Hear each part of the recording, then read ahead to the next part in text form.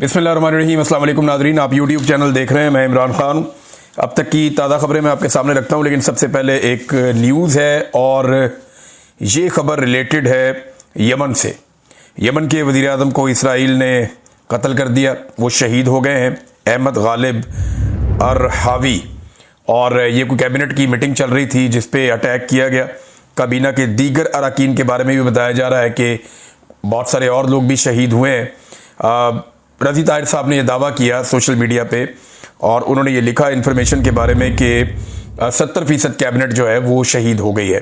एक बड़ा अफसोसनाक हमला है। अगर किसी भी वेस्टर्न कंट्री पे ऐसी कोई चीज़ हो जाए या किसी ऐसे मुल्क पे ऐसी चीज़ हो जाए जिसे लोग मुहज़्ज़ब दुनिया कहते हैं, सो कॉल्ड, तो फिर आपको अंदाज़ा है कि वहाँ किस किस्म का रिएक्शन पूरी दुनिया में आना था। लेकिन यहाँ पे क्योंकि यमन एक ऐसा मुल्क है जिसके साथ ताकतवर मुल्कों की लड़ाई भी है, और इसराइल ने क्योंकि ये किया है तो वहाँ इतनी उंगली नहीं उठती और इतना ज़्यादा इसके ऊपर बात नहीं की जाती। लेकिन इसराइल कंटिन्यूसली जो है वो बहुत सारी जगहों पे लड़ाई कर रहा है। उसने भी ईरान के साथ भी लड़ाई की है, शाम में भी उन्होंने अपने अहदाफ हासिल किए हैं, और इसके अलावा लबनान में फिर जो गजा के ऊपर लगातार बमबारी चल रही है।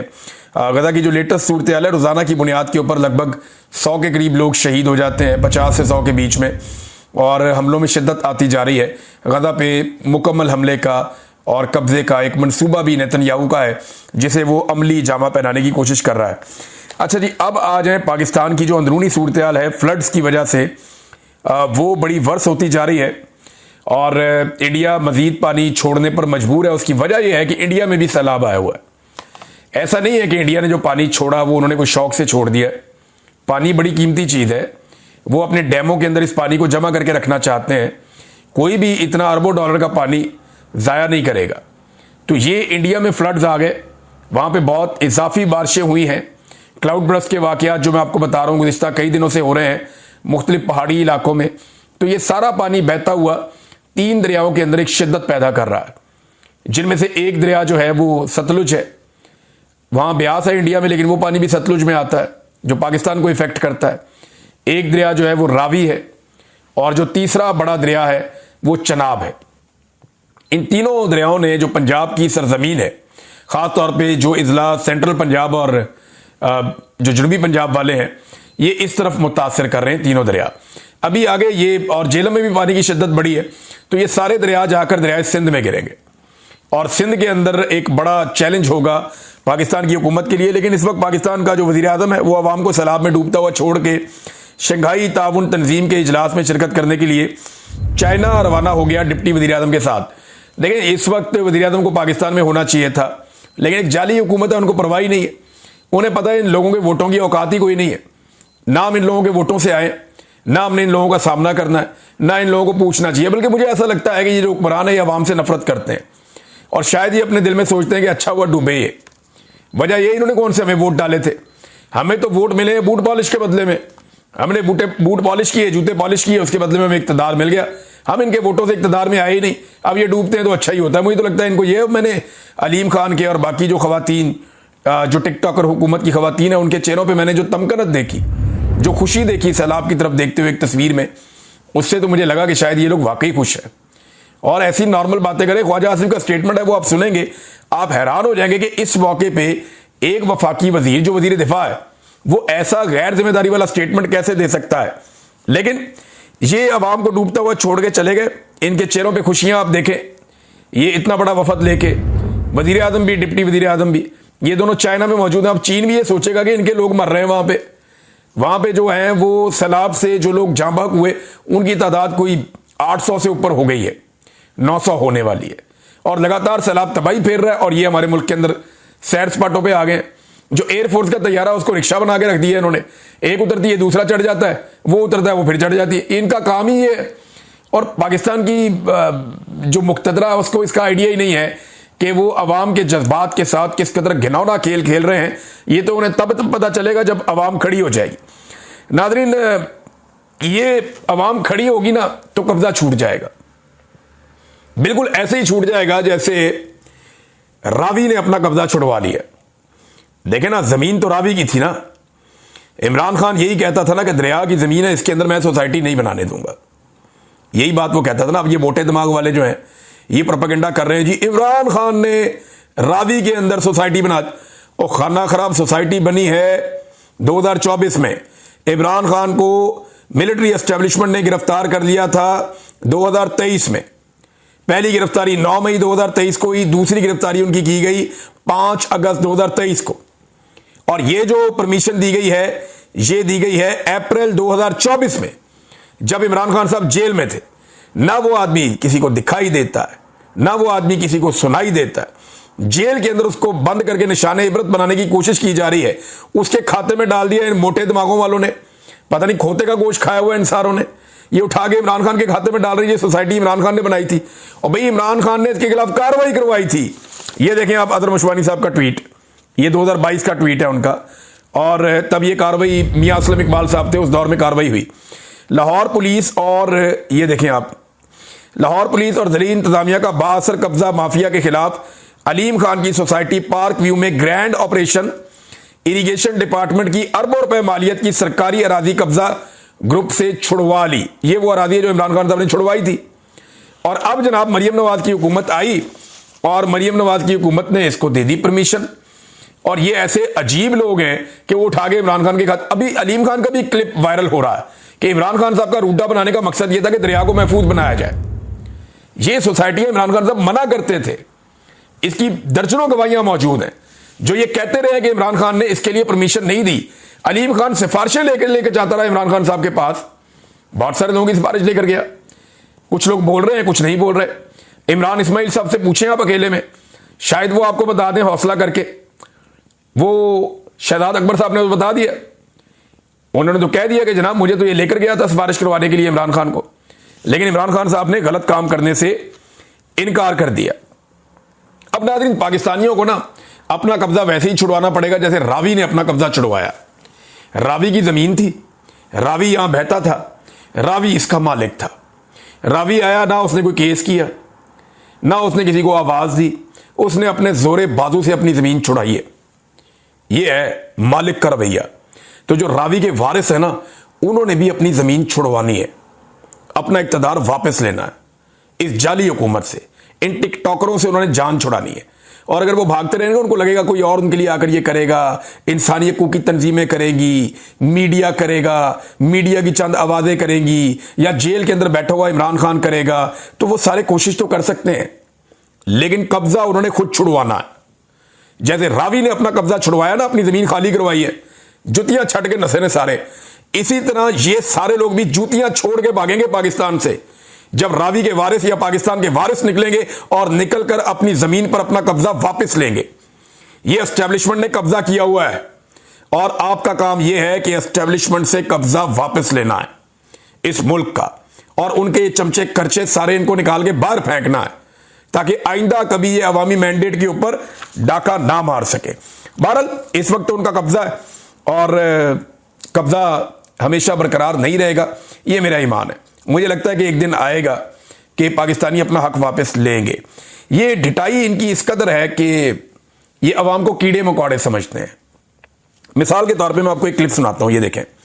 इंडिया और पाकिस्तान में कितना फर्क है। वहां पे डेमोक्रेसी है और पाकिस्तान के अंदर इस वक्त आमरीयत है। जब आमरीयत होती है ना, तो हर आदमी आमिर बन जाता है। एक कांस्टेबल भी खुद को आमिर समझता है। इंडिया के अंदर पुलिस वाले का रवैया देखिए और पाकिस्तान में पुलिस वाले का रवैया देखिए। दोनों लोग बात किससे कर रहे हैं? सैलाब मुतासरीन से। वैसे बाद में कुछ लोगों ने इंडिया वाले को कॉपी करने की कोशिश की है और एक जाली वीडियो बना के कुछ लोग लगाने की कोशिश कर रहे हैं, लेकिन जो असल जो रवैया है उसका फर्क आप देखिए कि ये इंडिया के अंदर एक वहां की सरकारी ऑफिसर और उसके साथ जो है पुलिस ऑफिसर, ये अवाम से मुखातिब है उनके घर के बाहर खड़े होकर पानी में कि जनाब निकले यहां से, सैलाब का बड़ा रेला आ रहा है, आपके लिए मुसीबत हो जाएगी। ये जरा आप इनकी बातें सुनिए। है कि जिन्ने जी बच सकते उन्हें जी ਤਾਂ ਬਚਾ ਲਈ। ਹੁਣ ਜੇ ਪਾਣੀ ਵੱਧ ਗਿਆ ਫਿਰ ਆਪਾਂ ਕੀ ਕਰਾਂਗੇ? ਜਾਨ ਦਾ ਕੁਝ ਨਹੀਂ ਹੁੰਦਾ। ਸ਼ਾਮ ਦਾ ਟਾਈਮ ਹੋ ਜਾਣਾ, ਹਨੇਰਾ ਹੋ ਜਾਣਾ, ਫਿਰ ਸਾਡੇ ਤੋਂ ਆਇਆ ਵੀ ਨਹੀਂ ਜਾਣਾ। ਜੇ ਰਾਤ ਨੂੰ ਪਾਣੀ ਵੱਧ ਗਿਆ ਫਿਰ ਕੀ ਕਰਾਂਗੇ ਆਪਾਂ? ਕੁਛ ਕਰਨ ਜੋਗੇ ਨਹੀਂ ਰਵਾਂਗੇ। ਹਜੇ ਹੁਣ ਆਪ ਆਏ ਆ ਅਸੀਂ ਚੱਲ ਕੇ, ਤੁਹਾਡੇ ਵਾਸਤੇ ਹੀ ਆਏ ਆ, ਤੁਹਾਨੂੰ ਲੈਣ ਹੀ ਆਏ ਆ। ਆਜੋ। ਜਾਨ ਨਾਲ ਉੱਤੇ ਕੁਝ ਨਹੀਂ ਹੁੰਦਾ, ਜਾਨ ਬਚ ਜਾਂਦੀ, ਬੰਦਾ ਸਭ ਕੁਝ ਬਣਾ ਲੈਂਦਾ ਹੈ। ਇੱਕ ਦੋ ਜੀ ਛੱਡ ਦੋ, ਕੋਈ ਗੱਲ ਨਹੀਂ। ਸਮਾਨ ਫੇਰ ਬਣ ਜਾਂਦਾ, ਕਿਤੇ ਨਹੀਂ ਜਾਂਦਾ। ਦੋ ਜੀ ਰਹਿ ਜਾਓ, ਤੁਸੀਂ ਰਹਿ ਜਾਓ ਬਜ਼ੁਰਗ। ਜਿਹੜੇ ਨੇ ਨਹੀਂ ਜਾਣਾ ਨਾ ਜਾਓ, ਮਾਤਾ ਭੈਣਾਂ ਆ ਜਾਓ ਤੁਸੀਂ ਸਾਡੇ ਨਾਲ। ਨਹੀਂ ਸਾਨੂੰ ਮਾਤਾ ਭੈਣਾਂ ਸਾਨੂੰ ਬੀਬੀਆਂ ਚਾਹੀਦੀਆਂ ਨੇ, ਬੀਬੀਆਂ ਆਓ।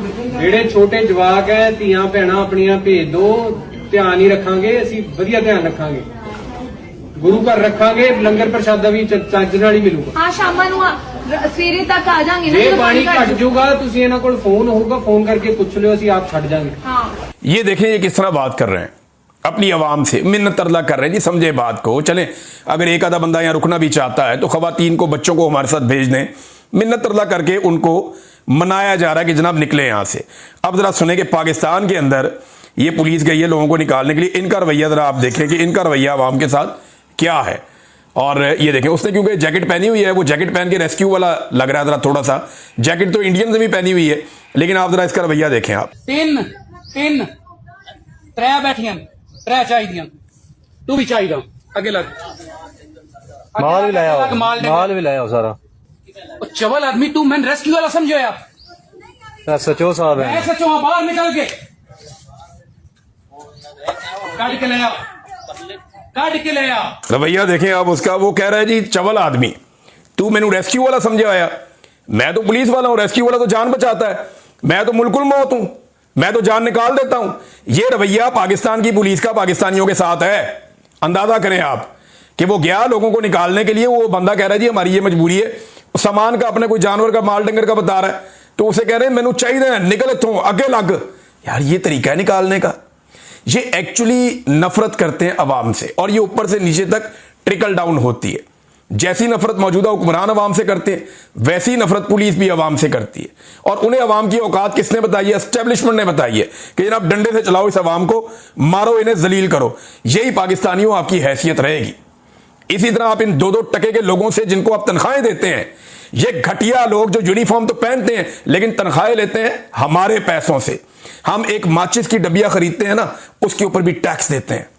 हम एक टिश्यू पेपर का पैकेट खरीदते हैं ना, उसके ऊपर भी टैक्स देते हैं।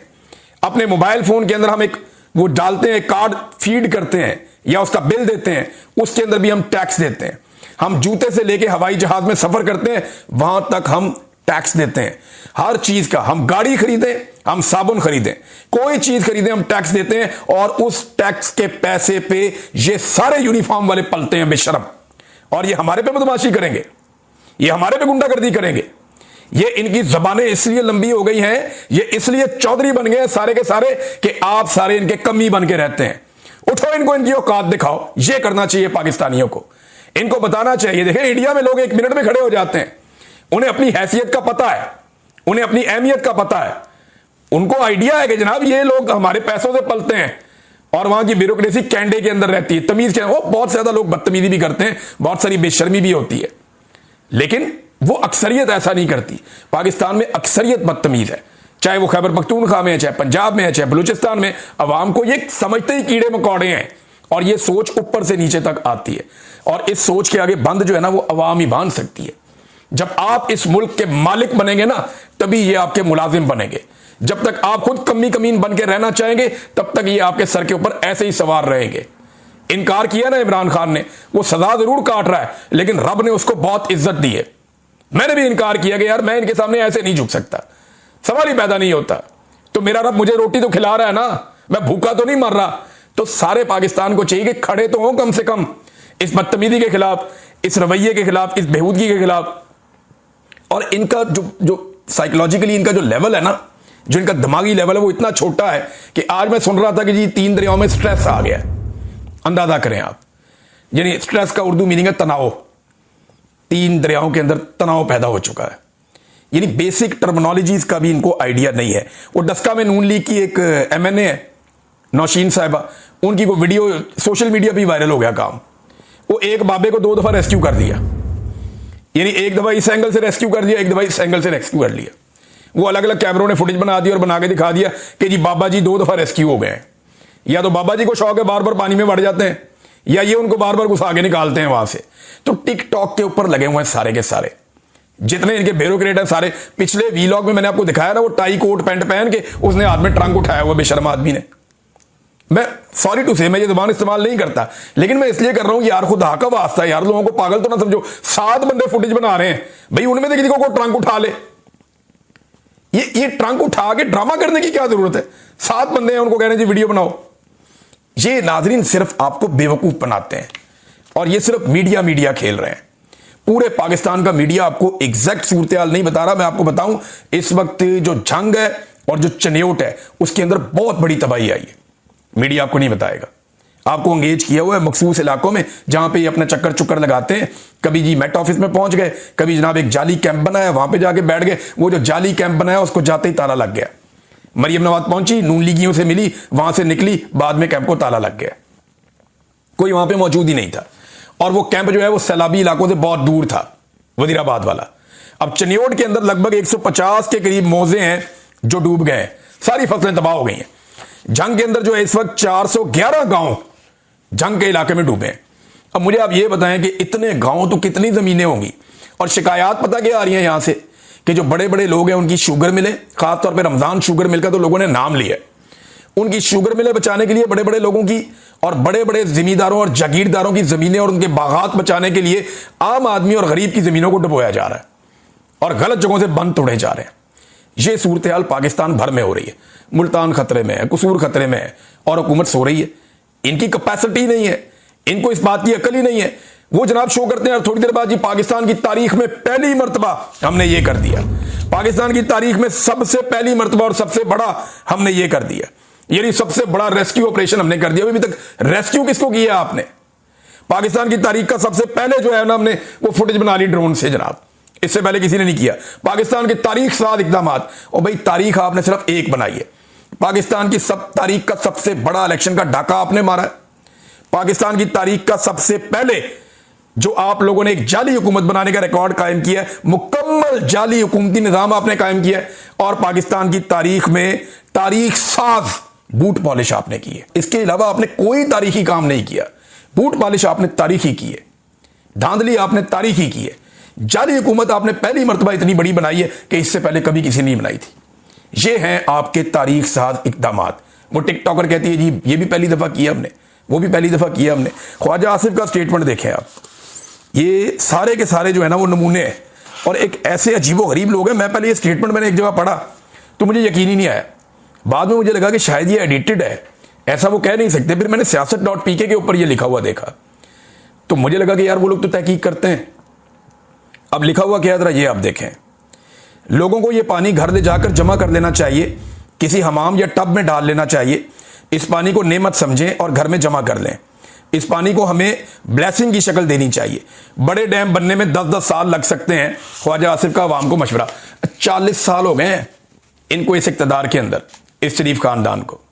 इनको इमरान खान के 3 साल का तो हिसाब लेना है जिसमें से 1.5 साल तो कोरोना वायरस था और उसने उस 3 साल के अंदर वो काम किए जो पाकिस्तान की तारीख में पहले कभी नहीं हुए। उससे लेना 3 साल का हिसाब, अपने 40 साल का इन्होंने हिसाब नहीं देना।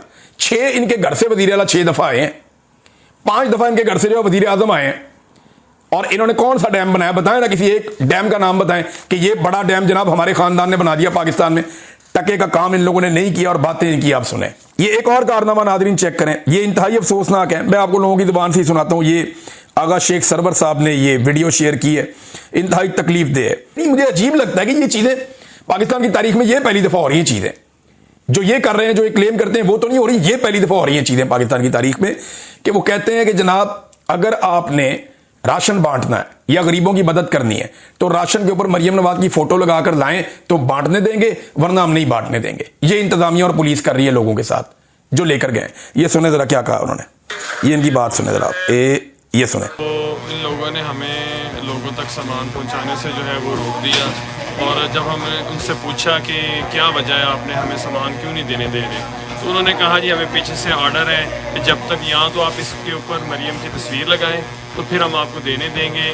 तो जिसकी वजह से फिर हम सामान मजबूरन वापस लेके आए। आपने मरियम की तस्वीर क्यों नहीं लगाई, लगा लेते तस्वीर। देखिए ये लोग जो है पता नहीं क्या चाहते हैं, इनको इन हालात में भी अपनी सियासत और इस तरह की झूठी मकारियों में पड़े हुए हैं। इन लोगों को हेल्प की जरूरत। ये आप वो बता रहे हैं जनाब कि मरियम की फोटो जो है उनकी शर्त है कि वो फोटो लगाओगे।